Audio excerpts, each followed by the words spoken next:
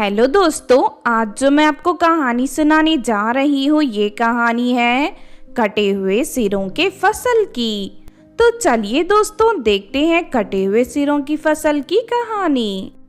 रानी परी के महल में कोमल नाम की एक परी नौकरानी का काम करती थी। फिर एक दिन कोमल परी रानी परी के किसी जरूरी काम से पृथ्वी पर गई हुई थी।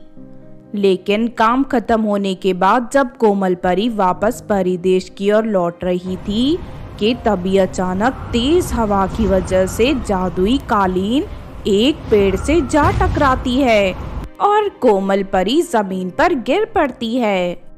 अरे ये क्या हो गया, जादुई कालीन तो पूरी तरह फट गई। अब मैं परिदेश कैसे जाऊंगी? मेरे पास पंख भी नहीं है। मैं अभी रानी परी को फोन करके उनसे दूसरी कालीन भेजने के लिए कहती हूँ। तभी अचानक एक बड़ा सा शेर कोमल परी के सामने आ जाता है। शेर बिना समय गवाए कोमल परी के ऊपर झपटने के लिए आगे बढ़ता है।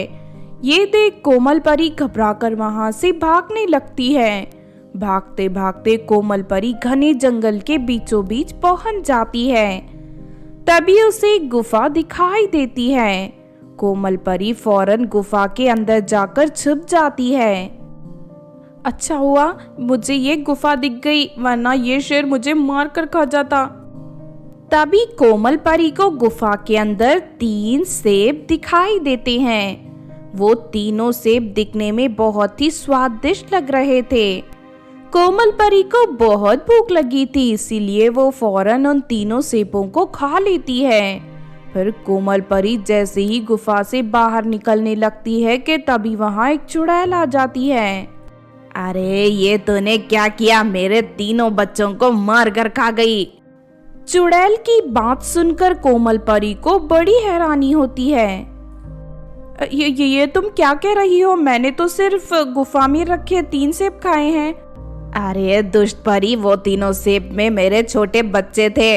गुफा से बाहर जाते समय मैंने उन तीनों को सेब के रूप में बदल दिया था ताकि कोई जंगली जानवर उन्हें ना खा ले। लेकिन तू मेरे तीनों बच्चों को बड़ी बेरहमी से खा गई। मैं तुझे नहीं छोड़ूंगी, इसकी सजा तुझे जरूर मिलेगी। देखिए मुझे अनजाने में भूल हो गई, मुझे माफ कर दीजिए। तभी चुड़ैल कोमल परी के गले में एक भूतिया माला पहना देती है। अब तेरी सजा ये है कि तू रोज इंसानों का शिकार करके उन्हें मेरे पास लाएगी। मैंने तेरे गले में भूतिया जादुई माला डाल दी है। अब तू चाहकर भी पृथ्वी से कहीं नहीं भाग सकती। उसके बाद मजबूर होकर कोमल परी इंसानों का शिकार करके उन्हें चुड़ैल के हवाले करने लगती है। दूसरी तरफ वो चुड़ैल इंसानों का धड़ खा जाती थी और कटे हुए सर को जंगल के खेत में दफन कर देती थी। कुछ समय बाद उस खेत में ढेर सारे कटे हुए सिरों की फसल उग जाती थी। अरे वाह, मजा आ गया, मेरा काला जादू काम कर गया। अब मुझे रोज इंसानों के कटे हुए सर खाने को मिलेंगे। उधर कोमल परी के परिदेश ना पहुंचने से रानी परी बहुत परेशान होती है। उसके बाद रानी परी कोमल को ढूंढने पृथ्वी पर पहुंच जाती है। तभी रानी परी देखती है कि कोमल एक लड़की को जबरदस्ती पकड़कर अपने साथ ले जा रही है। ये देख रानी परी को बहुत अजीब लगता है और वो कोमल परी को डांटने लगती है। फिर कोमल परी रोती हुई रानी परी को उस चुड़ैल के बारे में सब बता देती है। उसके बाद रानी परी अपनी आंखें बंद कर लेती है और उसे अपनी शक्ति से सारी सच्चाई का पता चल जाता है। चुड़ैल के कोई बच्चे नहीं हैं। तूने गुफा में जो सेब खाए थे वो असली के सेब थे। धोखेबाज झूठी चुड़ैल ने तुम्हें बेवकूफ बनाकर अपने जाल में फंसाया है। लेकिन तुम फिक्र मत करो, मैं उस चुड़ैल को सबक सिखाऊंगी। उसके बाद रानी परी चुड़ैल को ढूंढती हुई जंगल के खेत पहुंच जाती है।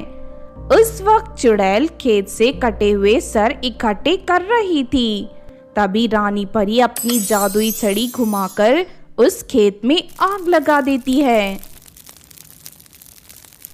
अरे ये क्या हो गया? मेरे खेत में अचानक आग कैसे लग गई?